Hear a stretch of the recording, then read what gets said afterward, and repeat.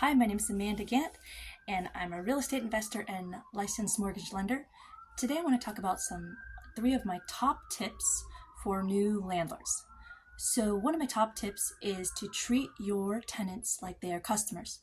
So not only treat them like customers, give them great customer service, but like you are grateful for them, especially if they're paying you on time, they're communicative with you, and all of the following like that. So you want to be very friendly to them. Let them know when there's an inspection coming up and why. Let them know if there's anything happening in the building that they need to know about. And this will really help you guys have a great relationship when things can get a little bit dicey. If things get broken, never really try and blame them, but always fact find and try and figure out what happened. Which brings me to my second tip, which is when they let you know that something's broken, or when you were there on an inspection and you see something's broken, fix it right away, as soon as you can. If you don't do that, your tenants will get angry.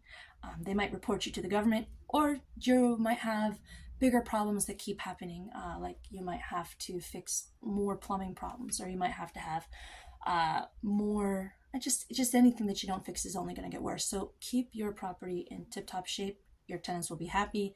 You'll have a more friendlier relationship and they'll stay longer. You do not want to have tenant turnover. So anything that you can do to keep your tenants in your place longer, as long as you like them and they're paying you, is going to be great for your return on investment. And the third tip that I had was, my third tip is definitely a tip about tenant screening. So everyone will talk about tenant screening, but there are a lot of different steps you can do, and if you follow the process, you can have better results. Starting with finding an online portal where your tenants can submit their information, and it will give you a criminal check as well as a credit check.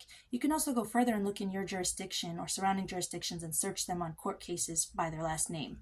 I also collect 2 to 3 references, and I call them up, and I kind of prepare questions, and I prepare my demeanor for when I get on those calls to kind of be friendly.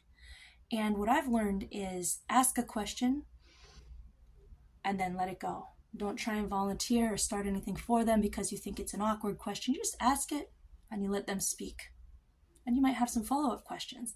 But the more you just let them speak, thank them for their time, you're going to sometimes find that the conversation goes in directions you wouldn't know about. And it might give you more trust or less trust in if they're going to be the kind of tenant that you want, which generally is a tenant who kind of keeps things quiet, understands what to do if there is, a conflict with a neighbor, and, kind of just keeps things to themselves and doesn't ruin the place, is not a partier, is not on drugs. Those are the things you want to avoid. So best of luck.